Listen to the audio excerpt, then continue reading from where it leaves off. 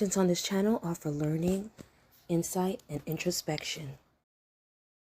Ever been talking to somebody and then get like an instant feeling of regret because you realize you just overshared?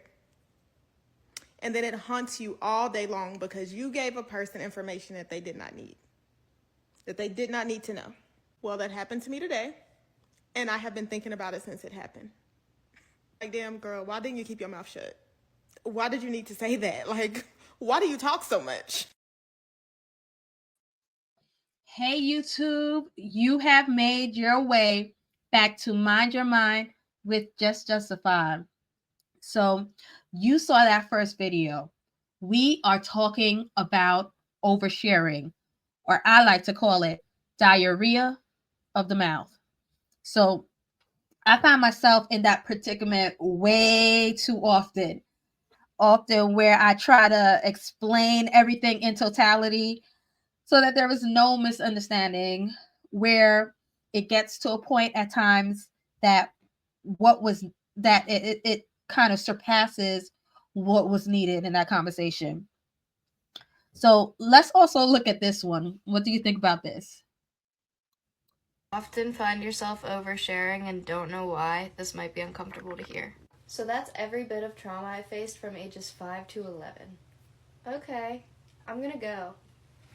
Oh, okay. What just happened? Well, you literally just met that person and told them your entire life story. I didn't even hear them talk for more than 30 seconds. Do you do that a lot? I don't know, maybe. Were you maybe not listened to very much in adolescence, and now whenever someone is listening to you, you want to say as much as you possibly can because you're not sure when you're going to get another chance to speak openly? Maybe that gave you extremely low self-esteem because you started believing that the things that you were expressing were less important than the things being expressed by those around you. Maybe you really want to be seen and heard, but you never really were unless something bad was happening, which is when you got a great amount of attention. So now your default method is to talk about negativity and hardships because you know that's something that will warrant a response. You should try to remember that you have a lot of interesting and defining qualities, and you don't have to reel in every single person you speak to in hopes that they'll listen to you or accept you or like you. You should try to listen as much as you speak in most conversations, and if it is a good potential friend or a good potential partner, they'll want to listen to you no matter what you're talking about. Now, did that resonate with you? Maybe a bit eye-opening for some of us, right? Maybe a little eye-opening. All right, so now I know I've seen these little clips circulating a lot on social media, and this one kind of hit home with this topic as well. Very short, but you'll see what I mean.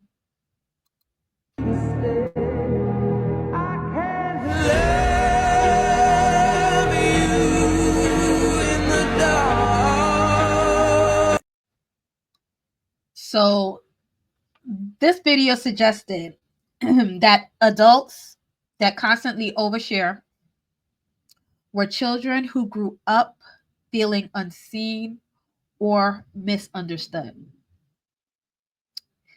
Very interesting. So let's look at this other video that breaks it down a little bit more. Over-explaining yourself is a trauma response. It comes from a deep fear of abandonment or rejection. This is also called oversharing.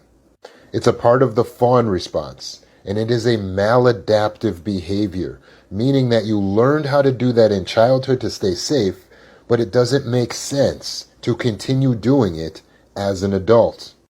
So stop. Well, how do you do that? When you have such a deep fear of abandonment, such a deep fear of rejection, how can you stop over-explaining yourself?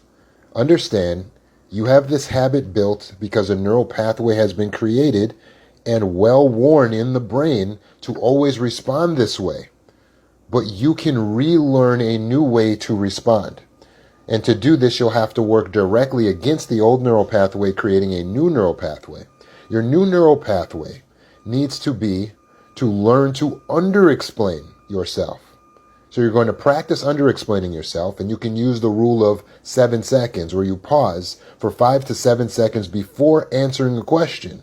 So you're going to actually pause and think when someone asks you something, and you're going to analyze how much do they really need to know?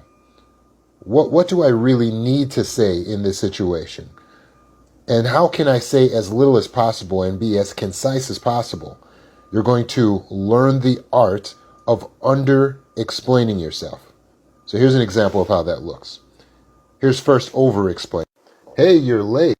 Yes, oh my God, I am so sorry. I have a little bit of a problem with dyslexia I had ADHD as a kid, and basically so when I read the invitation, it said building 403. So I went there, and I was there like 5 minutes ahead of time, and I'm sitting there and I'm asking everyone like what's going on. And then I realized I'm in the wrong building, and I am just so embarrassed. And I left my invitation in the car, so I had to go back to the car, re-look at the invitation. Then once I found it, I tried to put it into Google Maps.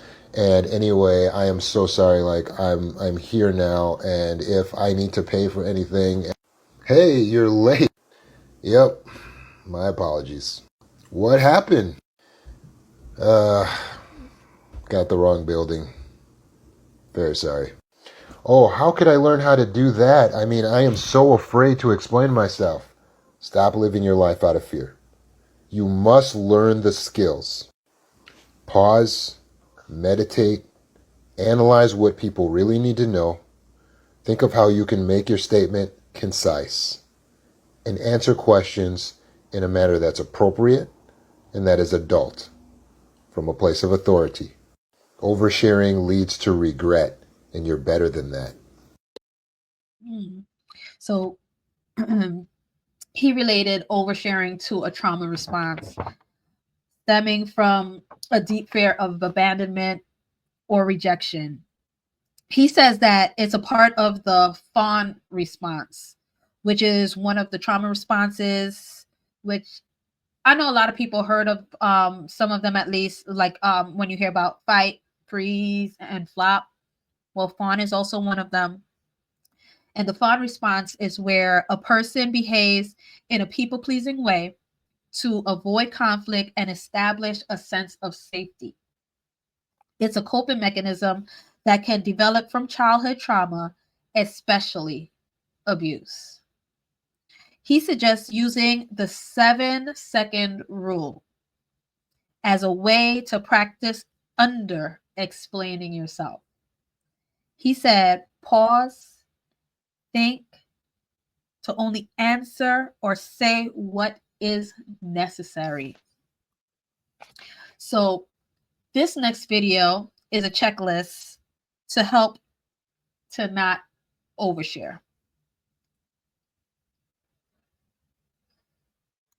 Sharer, you've come to the right place. Here is my checklist to help you to shut your mouth, and it's really practical. Before you share any piece of information, I want you to ask yourself these 5 questions. Number 1, is this an appropriate piece of information to share? Sounds obvious, but that's why it's the first question, because it's a really fundamental question. Number 2, and now we're really getting to the critical stuff. What am I hoping to achieve by sharing this information? Is it support, solution, sympathy, attention? Clarify that in your mind. If you're looking for sympathy and attention and even solutions, speak to a therapist. Number 3, is this a safe place to share this information? The workplace with your colleagues is not a safe place to share such information, but the setting of your therapist's office is. Number 4, does this person have a record of stewarding sensitive piece of information correctly? Basically, can I trust this bitch? If not, keep it closed, keep it moving, just because we always need to think about worst case scenario, we need to ask ourselves, if this piece of information gets leaked, what are the potential ramifications of that?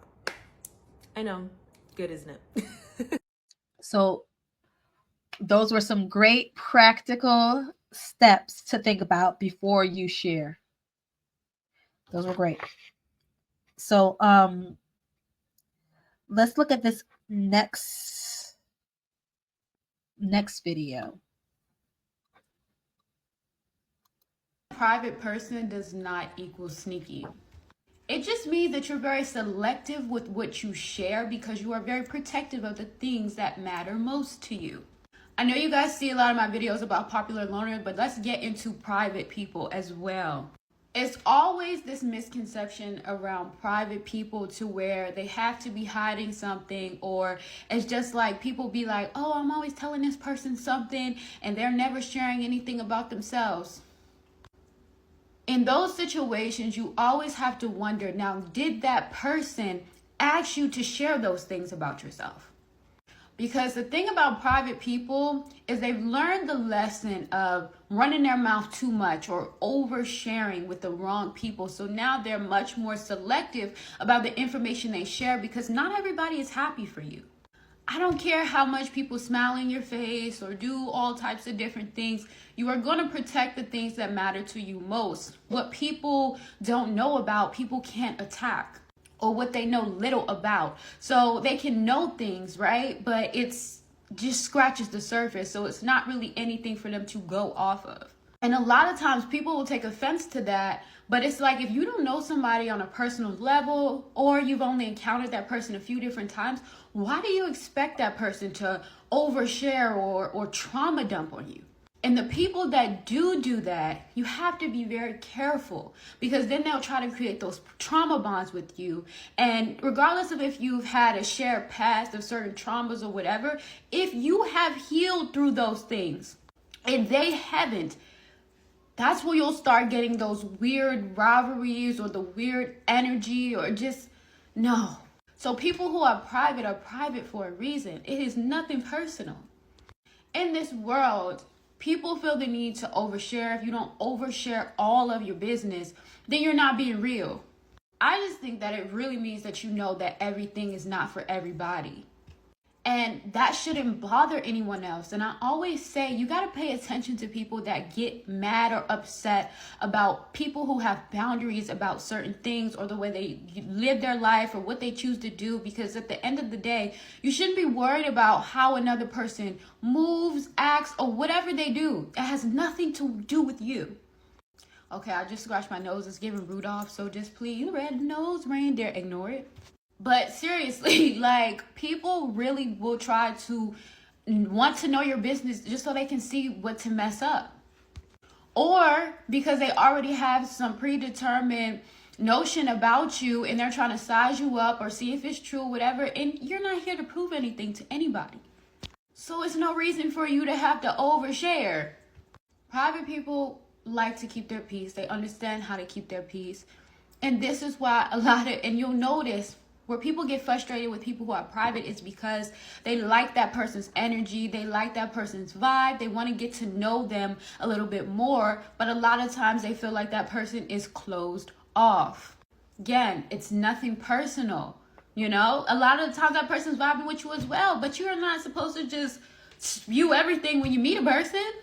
Now, if certain situations call for that, or they feel comfortable, that may occur. But to force somebody to do that is a no-go.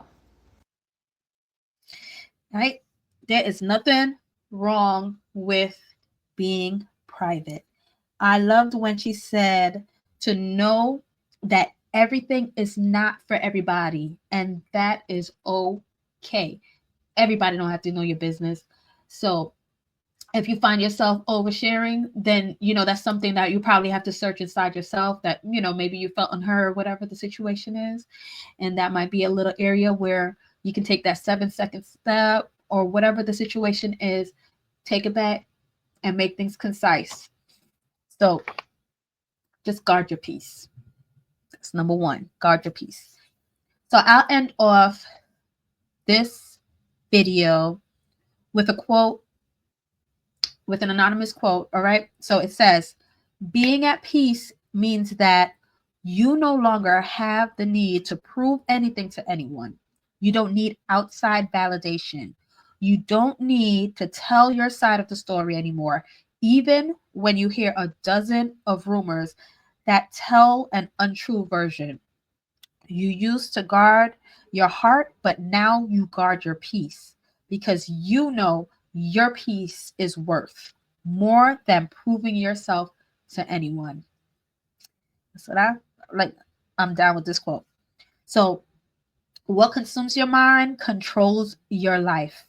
So don't forget to mind your mind. Until next time, peace.